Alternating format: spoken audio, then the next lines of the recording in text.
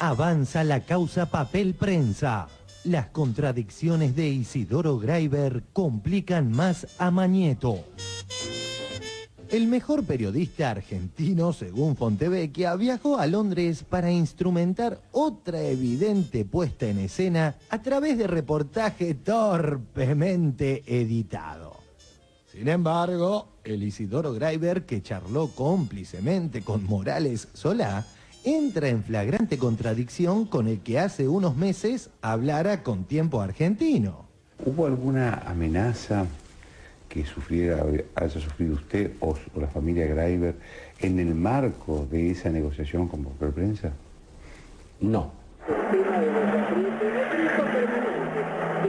permanente para saber cómo se pudo haber gestado una operación de esta naturaleza que a todas luces era una farsa, lucha y llanamente una farsa. ¿Hubo alguna amenaza que haya sufrido usted o la familia Graiber en el marco de esa negociación con Papel Prensa? No.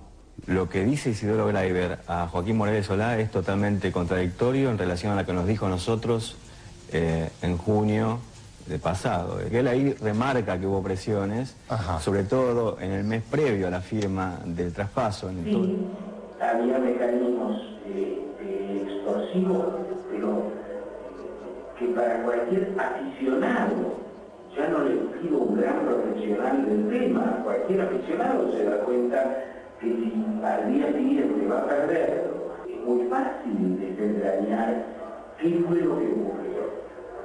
Y yo creo que hay una connivencia. Y eso no lo dice así frente a Morales Solá. ¿Hubo alguna amenaza?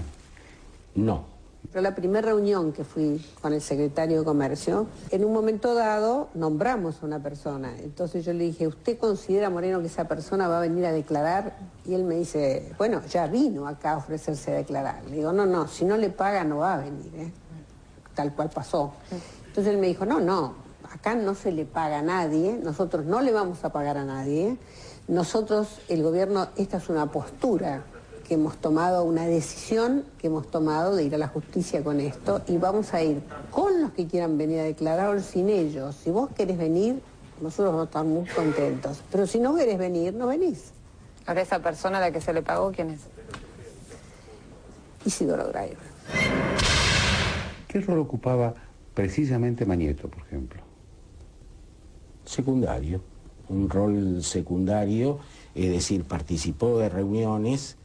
Si tuviera que hacer una evaluación de tipo profesional, diría que no era la persona a quien yo tenía que convencer para que tomara una decisión. Fuimos los padres de mi marido y su hermano a un lugar del diario La Nación, que es un lugar muy amplio. Se me acercó un señor que se presentó, que era el señor Mañeto, y me dijo que tenía que firmar o íbamos a perder la vida mi hija y yo. ¿Qué rol ocupaba precisamente Mañeto, por ejemplo? Un rol secundario.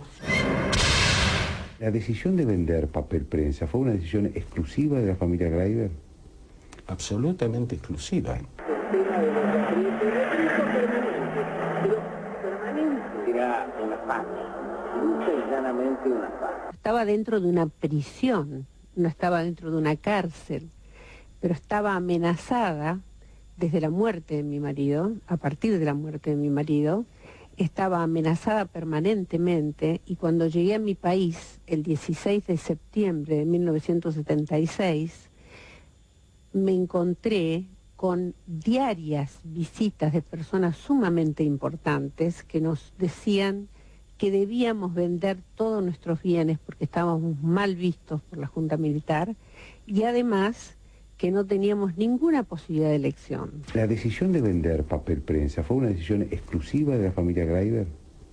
Absolutamente exclusiva. El 6 de noviembre de 1985, Isidoro Graiber declaró ante el fiscal general Ricardo Molinas, quien investigaba a Papel Prensa por presuntas irregularidades en la Constitución, su administración y transferencia accionaria. En ese momento reconoció el vínculo entre las tres armas y los tres diarios, y que para vender tuvieron tiempo exiguo. ¿La decisión de vender Papel Prensa fue una decisión exclusiva de la familia Greiber? Absolutamente exclusiva. Efectivamente, hubo una presión de la dictadura para que entregaran Papel Prensa en esas condiciones y a esas personas concretamente. Pues yo estuve en ese momento, yo sabía exactamente lo que pasó. Los militares vinieron a ofrecer a todos los diarios una porción con ellos, con los militares también, de Papel Prensa. Y la gente recta dijo que no. Que hubo presión de la dictadura, la hubo, y que formó parte de un plan que tenía la dictadura a partir de un asesoramiento que pidieron a una empresa norteamericana para cómo hacer para mejorar la imagen de la dictadura. Una gran empresa americana, y le dijo, bueno, lo que tienen que conseguir ustedes son una prensa adicta, diarios adictos, que hablen bien de ustedes concretamente, porque ustedes no tienen buena imagen. Y bueno, les cayó servido de que tenían esa posibilidad de presionar sobre esa empresa. ¿Por qué? Porque vos le decapitás a la multinacional Greiber la cabeza. Como esa multinacional era gobernada por un señor que tenía una conducción unipersonal, se produce una situación de iliquidez, y sobre esa situación de iliquidez presionás para que en la legalidad se produzca el traspaso. Los diarios no se iban a prestar a recibir una empresa entregada por personas que estaban secuestradas en la ilegalidad. Entonces, por eso yo pienso de que hay, en lo que se llama en psicología, la construcción del dilema. La construcción del dilema son 3 fases, a mi entender, que es lo que yo planteo en el libro. La primera fase, le cortás la cabeza a la multinacional, lo debilitas. En la segunda fase, le quitas la joya reina en la legalidad. Y después, cuando no querés más respetar las reglas republicanas, bueno, lo secuestrás a los Greiber y le sacás el resto concretamente. Pero esas 3 etapas están mutuamente vinculadas entre sí. Y ahí es la diferencia que yo tengo con Mañeto, porque Mañeto lo ha dicho y está en el diario Perfil, su testimonio ante su personal, donde dijo, acá hubo 2 etapas desconectadas entre sí.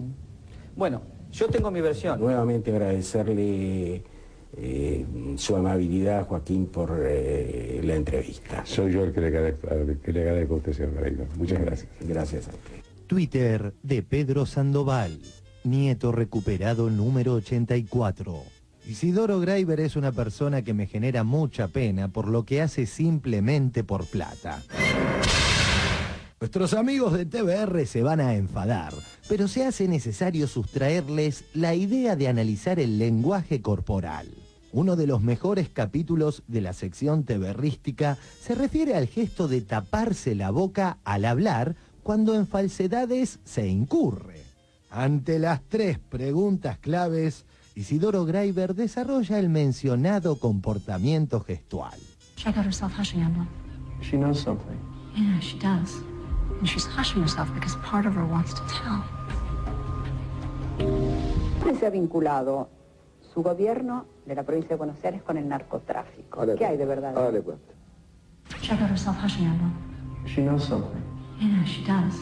¿Qué reflexiones a esta altura de su vida hace sobre esos episodios en este momento donde otra vez Bellido, por lo menos de su familia, vuelve a estar en el primer escenario, digamos, de la polémica política? She got herself hushing, Emma. She knows something. Yeah, she does. And she's hushing herself because part of her wants to tell.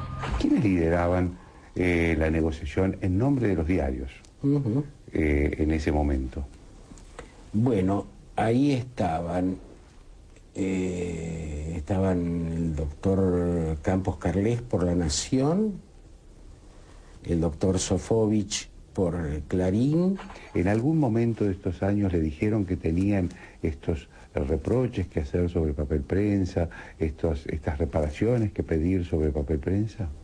Nunca. She got herself hushing, Emma. She knows something. Yeah, she does. And she's hushing herself because part of her wants to tell. Y en contraposición, Raúl Rizzo en 678 reparaba en la transparencia corporal de Rafael Yanover. ¿Hubo alguna amenaza que haya sufrido usted o la familia Greiber en el marco de esa negociación con Papel Prensa? No observé en ningún momento una supuesta maniobra de dispersión nuestra, del grupo, de la familia, como para tener a unos en un lado, otros en otro y todo eso. Realmente hubo una gran presión. Lo que pasa es que muy inteligentemente nos tenían en habitaciones separadas el día de que se firmó el convenio de venta, por un lado a Lidia Papaleo, por el otro lado a Isidoro Graiber y la señora, y por el otro lado a mí. De manera que es sumamente raro que para negociar un paquete accionario de esta naturaleza, a todos los involucrados nos tuvieran en habitaciones por separado. No observé en ningún momento una supuesta maniobra de dispersión nuestra, del grupo, de la familia, como para tener a unos en un lado, otros en otro y todo eso. A todos los involucrados nos tuvieran en habitaciones por separado. Los actores tenemos una cosa que observamos mucho, la conducta corporal cada vez que alguien habla. Yo veía el programa donde estaba Janover, sí, y también con un grado hasta de ingenuidad lo veía, relatando su experiencia, pero había una verdad en lo que relataba, una verdad del cuerpo, no de la palabra. Cerrando el informe y yendo al fondo de la cuestión, el mapa de medios aún imperante impide que nos enteremos de, por ejemplo, este vergonzoso accionar de Mañeto. Denuncian presiones a un diario riojano. Beatriz Paglieri, directora del Estado en la empresa, dijo que los socios privados castigaron a El Independiente tras la declaración de su presidente en las audiencias del Congreso. También aumentaron un 23% el precio del insumo. Pregunta final. Silvana Giudici, Ruiz Guiñazú y la CIP, ¿estarán investigando esta gravísima situación?